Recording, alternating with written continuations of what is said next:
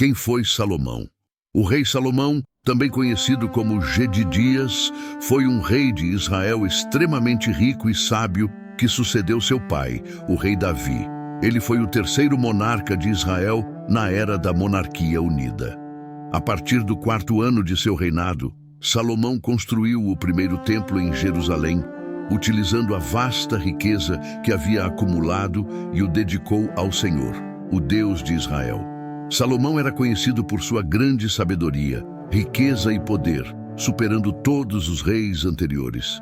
No entanto, influenciado por suas esposas estrangeiras, ele se desviou do caminho do Senhor, fazendo o que era mal aos olhos de Deus.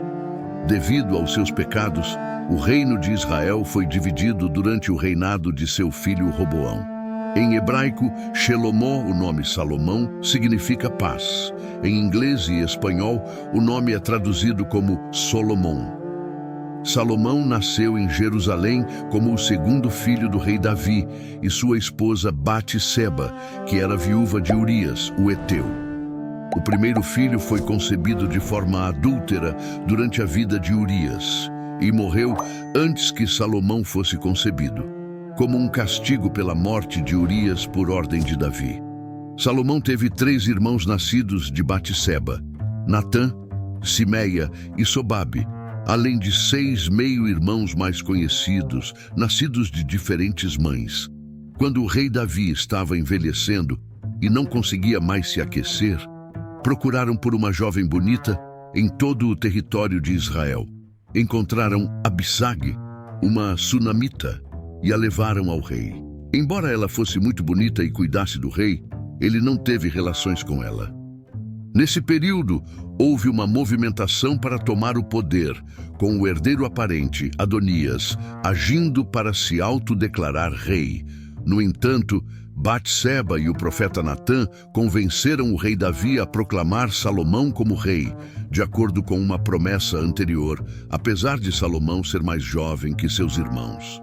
O rei Salomão, seguindo as instruções de seu pai Davi, iniciou seu reinado com uma extensa reorganização administrativa. Isso incluiu a remoção de Joabe, o chefe-geral de seu pai, entre outros, consolidando sua posição ao nomear amigos para diversos cargos na administração, tanto religiosos quanto civis e militares. Salomão também expandiu seu poder militar, notavelmente na cavalaria e nas carruagens. Ele estabeleceu numerosas colônias que, em alguns casos, serviam como postos comerciais e postos militares estratégicos. As relações comerciais eram uma prioridade de seu governo. Em particular, ele continuou a parceria lucrativa de seu pai com o rei fenício Hirão, enviando expedições conjuntas para as terras de Tarsis e Ofir, envolvendo-se no comércio de produtos de luxo, incluindo ouro, prata, sândalo, pérolas, marfim, macacos e pavões. Isso fez de Salomão o rei mais rico de Israel. A sabedoria de Salomão é uma de suas características mais famosas. Em 1 Reis, ele ofereceu um sacrifício a Deus, que então apareceu a ele em um sonho, oferecendo-lhe qualquer coisa que ele desejasse. Salomão escolheu a sabedoria. Deus ficou satisfeito com essa escolha e respondeu pessoalmente à sua oração, prometendo-lhe grande sabedoria, já que Salomão não pediu recompensas egoístas, como longevidade ou a destruição de seus inimigos. Uma das histórias mais conhecidas sobre sua sabedoria é o julgamento de 2 mulheres que reivindicavam ser a mãe do mesmo filho.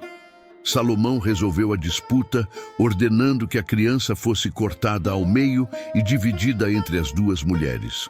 Uma delas imediatamente renunciou à sua reivindicação, demonstrando que preferia abrir mão do filho a vê-lo morto. Salomão declarou que a mulher que mostrou compaixão era a verdadeira mãe e tinha o direito de ficar com a criança. O rei Salomão é tradicionalmente creditado como autor de vários livros bíblicos, incluindo Provérbios, Eclesiastes e Cantares.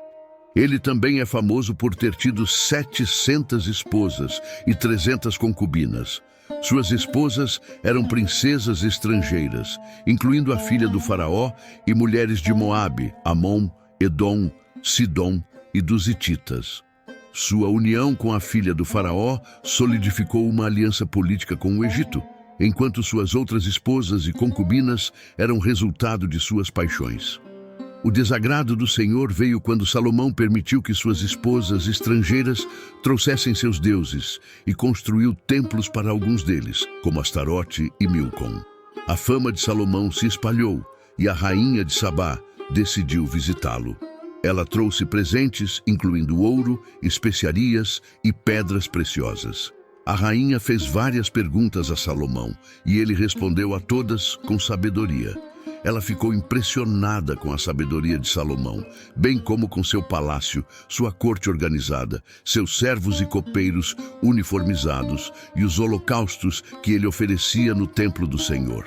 À medida que Salomão envelhecia, suas esposas começaram a influenciá-lo a seguir outros deuses, como Astarote e Milcom. Ele construiu altares para que suas esposas adorassem essas divindades.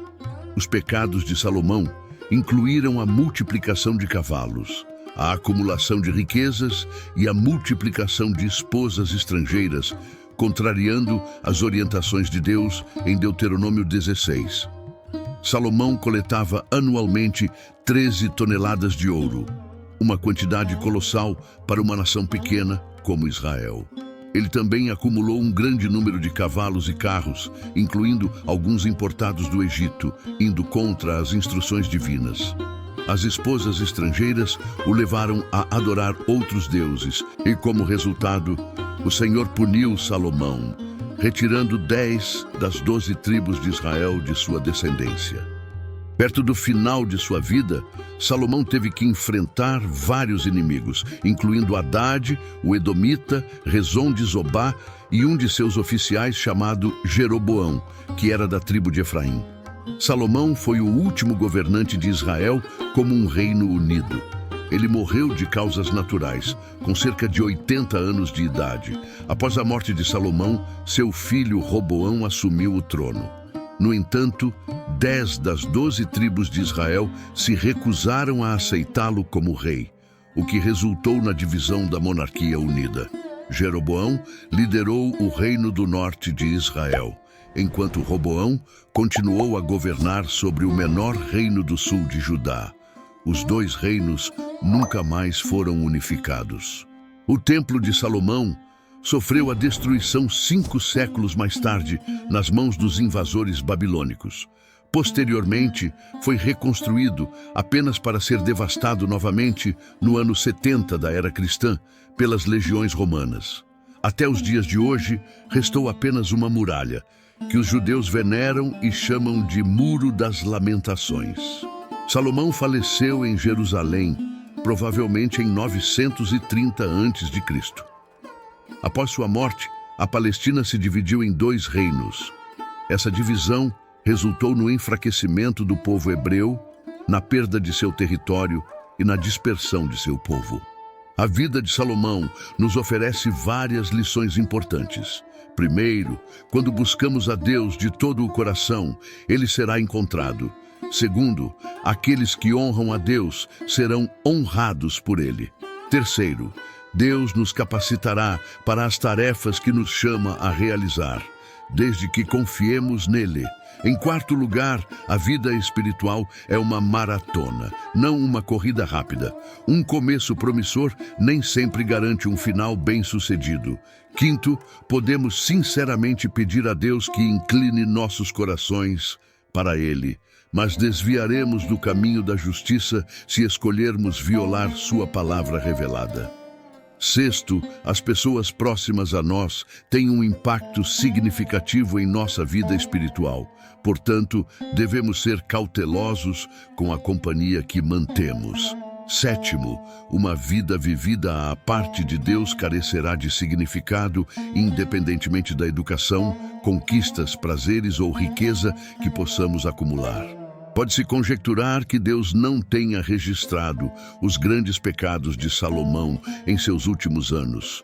Talvez porque ele tenha se arrependido e alcançado a misericórdia divina. Se isso ocorreu, seus pecados podem ter sido lavados e perdoados. Portanto, não foram registrados.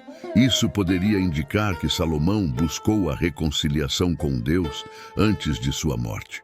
Além disso, existem indícios de que Salomão seja o autor do livro de Eclesiastes, visto que o autor deste livro se identifica como filho de Davi e rei de Jerusalém.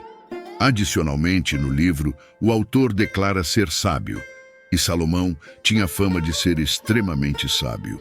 No livro, o autor relata ter buscado o sentido da vida em diversas áreas, incluindo a sabedoria, construções grandiosas e relacionamentos amorosos com muitas mulheres, mas não encontrou realização.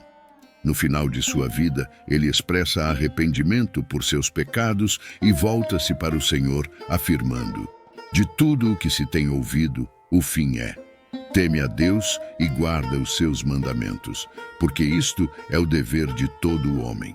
Porque Deus há de trazer a juízo toda a obra, e até tudo que está encoberto, quer seja bom, quer seja mau."